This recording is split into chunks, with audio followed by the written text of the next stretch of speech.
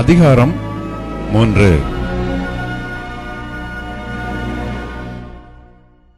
மேலும் சகோதரரே, நான் உங்களை ஆவிக்குரியவர்கள் என்று எண்ணி உங்களுடனே பேசக்கூடாமல் மாம்சத்துக்குரியவர்கள் என்றும் கிறிஸ்துவுக்குள் குழந்தைகள் என்றும் எண்ணி பேச வேண்டியதாயிற்று. நீங்கள் பலனில்லாதவர்கள் ஆனதால் உங்களுக்கு போஜனம் கொடாமல் பாலை குடிக்க கொடுத்தேன். இன்னமும் நீங்கள் மாம்சத்திற்குரியவர்களாய் இருக்கிறபடியால் இப்பொழுதும் உங்களுக்கு பலனில்லை. பொறாமையும் வாக்குவாதமும் பேதகங்களும் உங்களுக்குள் இருக்கிறபடியால் நீங்கள் மாம்சத்திற்குரியவர்களாயிருந்து மனுஷ மார்க்கமாய் நடக்கிறீர்கள் அல்லவா? ஒருவன் நான் பவுலைச் சேர்ந்தவன் என்றும் வேறொருவன் நான் அப்பல்லோவைச் சேர்ந்தவன் என்றும் சொல்லுகிறபடியால் நீங்கள் மாம்சத்திற்குரியவர்கள் அல்லவா? பவுல் யார்? அப்பல்லோ யார்? கர்த்தர் அவனவனுக்கு அருள் அளித்தபடியே நீங்கள் விசுவாசிக்கிறதற்கு ஏதுவாயிருந்த ஊழியக்காரர்தானே.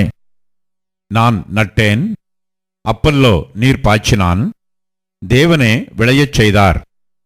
அப்படி இருக்க நடுகிறவனாலும் ஒன்றுமில்லை, நீர் பாய்ச்சுகிறவனாலும் ஒன்றுமில்லை, விளையச் செய்கிற தேவனாலே எல்லாம் ஆகும். மேலும் நடுகிறவனும் நீர் பாய்ச்சுகிறவனும் ஒன்றாயிருக்கிறார்கள். அவனவன் தன் தன் வேலைக்கு தக்கதாய் கூலியை பெறுவான். நாங்கள் தேவனுக்கு உடன் வேலையாட்களாய் இருக்கிறோம். நீங்கள் தேவனுடைய பண்ணையும் தேவனுடைய மாளிகையுமாய் இருக்கிறீர்கள். எனக்கு அளிக்கப்பட்ட தேவ கிருபையின்படியே புத்தியுள்ள சிற்ப ஆசாரியைப் போல அஸ்திவாரம் போட்டேன். வேறொருவன் அதன் மேல் கட்டுகிறான். அவனவன் தான் அதன் மேல் இன்னவிதமாய் கட்டுகிறான் என்று பார்க்க கடவன். போடப்பட்டிருக்கிற அஸ்திபாரமாகிய இயேசு கிறிஸ்துவை அல்லாமல் வேறே அஸ்திபாரத்தை போட ஒருவனாலும் கூடாது. ஒருவன் அந்த அஸ்திபாரத்தின் மேல் பொன், வெள்ளி, விலையேறப்பெற்ற கல், மரம், புல், வைக்கோல் ஆகிய இவைகளை கட்டினால் அவனவனுடைய வேலைப்பாடு வெளியாகும். நாளானது அதை விளங்க பண்ணும். ஏனெனில் அது அக்கினியினாலே வெளிப்படுத்தப்படும். அவனவனுடைய வேலைப்பாடு எத்தன்மை உள்ளதென்று அக்கினியானது பரிசோதிக்கும். அதன் மேல் ஒருவன் கட்டினது நிலைத்தால் அவன் கூலியை பெறுவான். ஒருவன் கட்டினது வெந்து போனால் அவன் நஷ்டமடைவான். அவனோ ரட்சிக்கப்படுவான், அதுவும் அக்கினியில் அகப்பட்டு தப்பினது போல் இருக்கும். நீங்கள் தேவனுடைய ஆலயமாய் இருக்கிறீர்கள் என்றும் தேவனுடைய ஆவி உங்களில் வாசமாயிருக்கிறார் என்றும் அறியாதிருக்கிறீர்களா?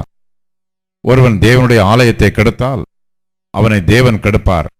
தேவனுடைய ஆலயம் பரிசுத்தமாயிருக்கிறது, நீங்களே அந்த ஆலயம். ஒருவனும் தன்னைத்தானே வஞ்சியாதிருப்பானாக. இவ்வுலகத்திலே உங்களில் ஒருவன் தன்னை ஞானி என்று எண்ணினால் அவன் ஞானியாகும்படிக்கு பைத்தியக்காரனாக கடவன். இவ்வுலகத்தின் ஞானம் தேவனுக்கு முன்பாக பைத்தியமாய் இருக்கிறது.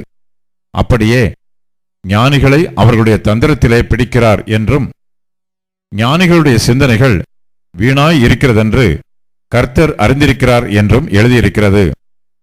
இப்படி இருக்க ஒருவனும் மனுஷரை குறித்து மேன்மை பாராட்டாதிருப்பானாக. எல்லாம் உங்களுடையதே.